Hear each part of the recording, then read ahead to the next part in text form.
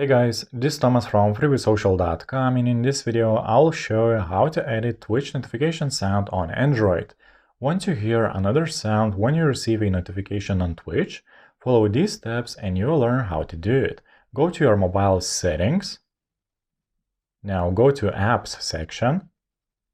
Click on Apps at the top again. Now here just search for Twitch app and click on it. From this menu, select Notifications.